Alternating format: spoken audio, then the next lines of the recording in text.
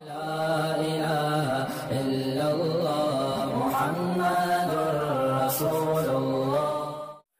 ایک مسئلہ دماغ کے ساتھ پتہ ہے کیا ہوتا ہے؟ وہ ہماری اپنی ٹینشنیں بنائی ہوئی، اس کا کسی کے باپ کے پاس بھی علاج نہیں ہے، اس کا نفسیاتی ڈاکٹروں کے پاس علاج نہیں ہے، بلکہ ان کو خود اپنے علاج کی ضرورت ہے۔ وہ ہے دنیا کی محبت، دنیا کو مسافر خانہ نہ سمجھنا، یہ سمجھنا کہ میں یہاں رہنے کے لیے آیا ہوں، یہی سب کچھ ہے۔ یہاں کی عزت حقیقی عزت، یہاں کی دولت حقیقی دولت۔ جس کی کھوپڑی میں یہ کانسیپٹ بیٹھ گیا وہ خوش ہونے کے علاوہ دنیا میں ہر کام کر سکتا ہے، خوش نہیں رہ سکتا، اور ہر وقت پیسہ بچانے کی فکر ہوگی اس کو، بچا لو یار، یہ نہ ہو، بچاؤ بچاؤ، بس جائیدادیں خریدو، پیسہ بچاؤ، ضائع نہ ہو جائے، کم نہ ہو جائے۔ کنجوس ہوگا وہ۔ قرآن یہ آخرت کے منکرین کے بارے میں کیا کہتا ہے؟ کنجوس، خرچ نہیں کرتے۔ کیونکہ جب وہ دنیا ہی کو سب کچھ سمجھتا ہے، وہ صدقہ خیرات کہاں سے کرے گا بھائی؟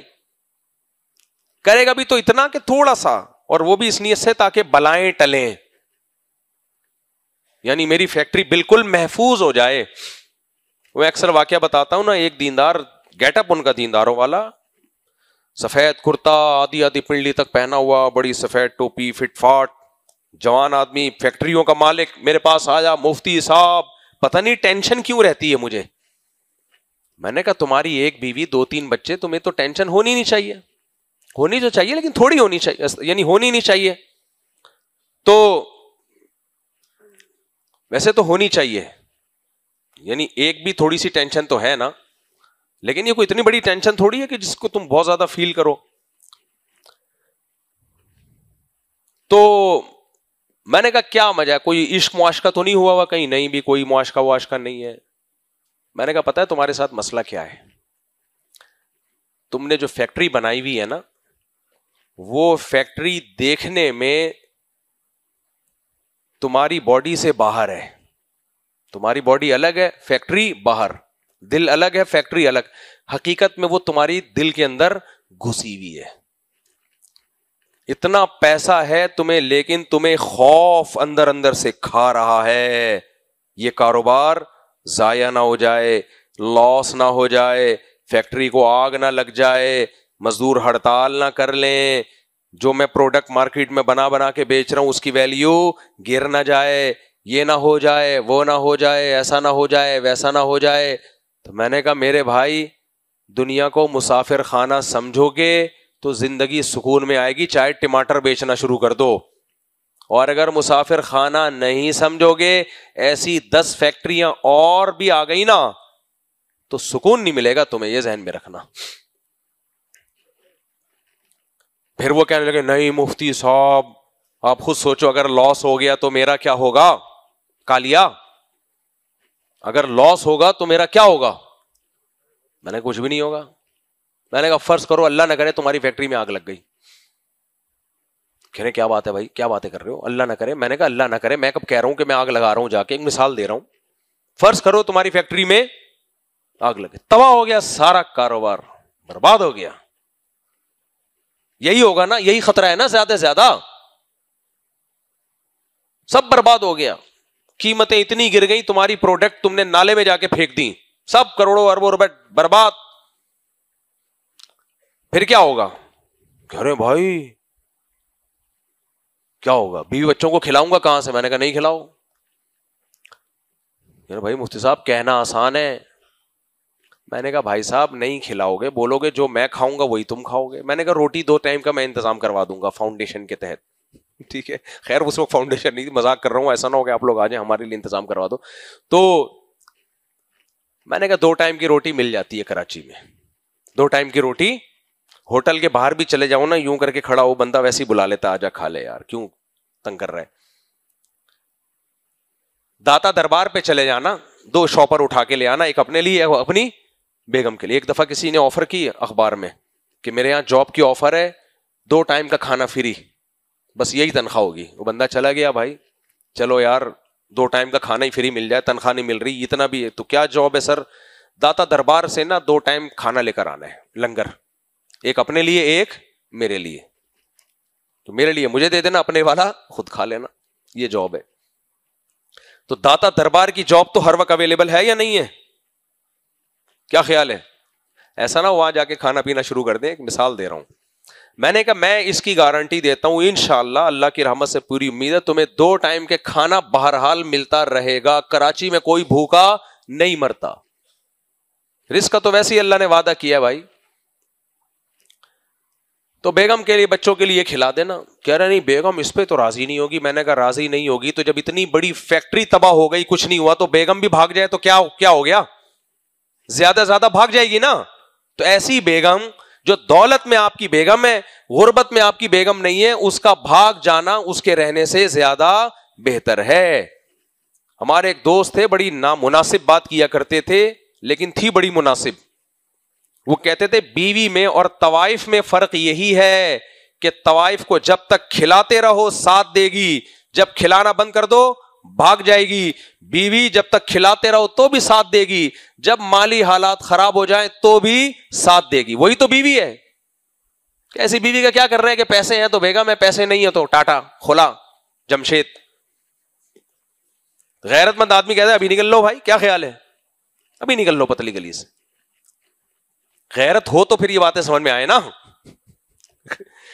تو میں نے کہا یار غربت میں اگر ایسی بیوی بھاگ جائے, آپ جان کے تو نہیں کنجوسی کر رہے نا, آپ تو غریب ہو گئے, تو ہو سکتا ہے کبھی مالی حالات اچھے ہوتے ہیں کبھی غریب ہوتا ہے. بھاگ گئی بیوی بھی بھاگ گئی, بچے بھی بھاگ گئے, 0 سے دوبارہ شروع ہو جاؤ. جب کما رہے تھے اس وقت نہ بیوی تھی, اس وقت نہ بچے تھے, تو سمجھو کہ میں دوبارہ ریورس وہیں پہ آ کے کھڑا ہو گیا ہوں. محنت کرو.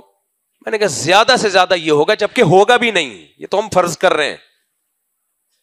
میں نے کہا 3 سے 4 دن آپ کو ٹینشن ہوگی, اس کے بعد اس ٹینشن کے آپ عادی ہو جاؤ گے. جتنا بڑے سے بڑا غم ہو 3 سے 4 دن وہ صحیح طریقے سے نچوڑتا ہے انسان کو. 3-4 دن کے بعد انسان اگر چاہے صبر کرنا تو یوز ٹو ہو جاتا ہے. حدیث میں آتا ہے من یتصبر یصبرہ اللہ. پیغمبر کی بات جھوٹی کیسے ہو سکتی ہے؟ نبی نے فرمایا جو چاہتا ہے کہ مجھے صبر ملے اللہ اس کو صبر دیتا ہے, جو چاہتا نہیں ہے وہ نہیں ہوتا صبر اس کو. صبر کرنا 3 کتنے بڑے سے, دیکھو عورت کا شوہر مر جاتا ہے 3 دن کتنا رو رہی ہوتی ہے, ہاں یہ ہو گیا, میتیں ہوتی ہیں 3 دن تک ہوتا ہے, چوتھے دن وہ کیفیت تھوڑی ہوتی ہے. بھائی مرحوم نے جانا تھا, اللہ نے اٹھا لیا, بس لکھی ہوئی تھی, کیا کر سکتے تھے, ہم سب نے جانا ہے. یہ باتیں خود ہی تسلی دے رہا ہوتا ہے دوسروں کو. بڑے سے بڑا غم بھائی اگر برداشت کرنا چاہے 3 سے 4 دن میں سیٹ ہو جاتا ہے. تو میں نے کہا 3 دن تک چیخیں نکلیں گی, میرے پاس آ جانا, بیان سننا, شادیوں پہ بیان سننا, فٹ فاٹ ہو جاؤ گے دوبارہ. اس کے بعد وہ کنڈیشن نہیں ہوگی. تو میں نے جب اس کو اس طریقے سمجھایا تو کافی خوش ہو گیا, کہہ رہے یار آپ نے تو مسئلہ ہی حل کر دیا. آپ نے کیا کر دیا؟ میں نے کہا زیادہ سے زیادہ یہ ہو جائے گا میرے کو ٹماٹر بیچنا, پھر کیا خیال ہے ٹماٹر بیچنا. وہ کہہ رہے ہیں عزت نہیں ہوگی دنیا میں. تو عزت تو جن کی ہے مرنے کے بعد عزت دار اور بے عزت برابر ہو جاتے کہ نہیں ہو جاتے؟ میں نے کہا بھائی جتنے کیڑے ٹماٹر بیچنے والے کی لاش پہ ہوتے ہیں نا, فیکٹریوں کے مالکان کی لاش پہ بھی اتنے ہی کیڑے, بلکہ تھوڑے زیادہ ہی ہوتے ہیں, ان کو وہاں پروٹین زیادہ ملتے ہیں. ٹماٹر والے میں پروٹین کیڑوں کو کم ملتے ہیں. جتنا موٹا تازہ ہوگا کیڑے اتنے خوش ہوں گے. یہ دنیا ہے میرے بھائی, 2 ٹکے کی اس کی حیثیت نہیں ہے. تھوڑے دنوں کی بات ہے, کہانی ہے. میرے پاس تو اتنے قصے ہیں نا, اتنے قصے ہیں. میں اکثر ایک بیان میں مثال دیتا ہوں.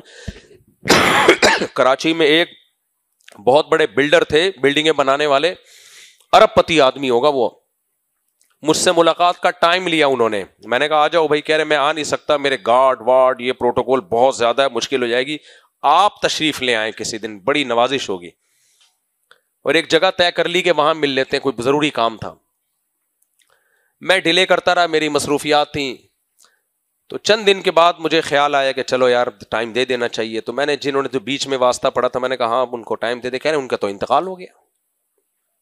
میں نے کہا انتقال کتنا بڑا آدمی یار, انتقال, اتنے گارڈ وارڈ. کہنے بیٹھے ہوئے اٹیک ہوا, دھڑام سے گر گئے, اور انا للہ و انا الیہ راجعون. ختم. سمجھ رہے ہو کہ نہیں سمجھ رہے؟ وہ جو کراچی کی بڑی بڑی بلڈنگیں بنائی اور کانٹریکٹ پکڑے ہوئے تھے, کانٹریکٹ سائن کیے ہوئے تھے, 10 کروڑ کا یہاں کانٹریکٹ, 20 کروڑ کا یہاں کانٹریکٹ. اور آپ کا کیا خیال ہے, جو اتنا مالدار آدمی ہوتا ہے وہ ECG وغیرہ کرا کے رکھتا ہے کہ نہیں رکھتا ہے بھائی؟ اس کے تو شوگر بھی ڈاکٹر آ کے خود ٹیسٹ کرتے ہیں کہ سر آپ کو زندہ رہنا آپ کے لیے بہت ضروری ہے, آپ کی شوگر بھی کنٹرول ہونی چاہیے, آپ کے کڈنی بھی, بلکہ ایسے لوگوں کو تو 20 لوگ کڈنی دینے کے لیے تیار ہوتے ہیں, سارے ٹیسٹ بھی پراپر ہو رہے ہوں گے, ایک ایک چیز کی کلیئر کی رپورٹ ہے, بھائی ہارٹ میں بھی کوئی مسئلہ نہیں, غم تو ہے ہی نہیں نا, کروڑوں روپے ہیں, غم کہاں سے ہو گیا میرے بھائی.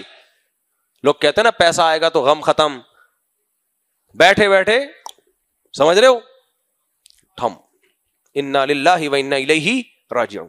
تو جو بیچ میں پڑے ہوئے تھے نا, میں نے ان سے کہا کہ یار اگر دنیا ہونا خوش قسمتی ہے تو ہم تو زیادہ خوش قسمت ہیں, ہمارے پاس اتنا پیسہ نہیں ہے لیکن ہم زندہ رہ گئے. تو بھائی یہ دنیا کی 2 ٹکے کی اللہ تعالیٰ ایسے ہی تھوڑی کہہ رہے ہیں, متاع الغرور, دھوکے کا گھر ہے. اللہ معاذ اللہ غلط بات کہہ سکتا ہے؟ اللہ کہہ رہے دھوکے کا گھر ہے, اس کو اتنا لفٹ مت کراؤ جتنا تم لوگوں نے کرا دیا ہے. دیکھو پیغمبروں نے پچھلی قوموں کو کیا نصیحت کی ہے, تتخذون مصانع لعلکم تخلدون, تم گھر ایسے بناتے ہو جیسے تم نے اس میں ہمیشہ رہنا ہے. حالانکہ اپنے پیسوں سے گھر بنا رہے تھے, چوری کے پیسوں سے نہیں بنا رہے تھے, لیکن بتایا یہ گیا کہ اگر اپنے لیے بنا رہے ہو تو بے وقوف ہو, اتنا سریا ڈال رہے ہو اس کے اندر, اتنا فولاد ڈال رہے ہو, تم اپنی ہڈیاں تو دیکھو,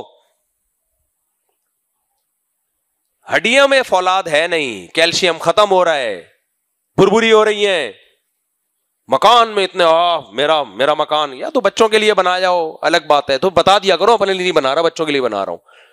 اور اس کی دلیل یہ ہے کہ فرشتہ آ کے آپ کے کان میں کہتے تیرا انتقال کا ٹائم آ گیا ہے, پھر بھی بناؤ گے کہ نہیں بناؤ گے؟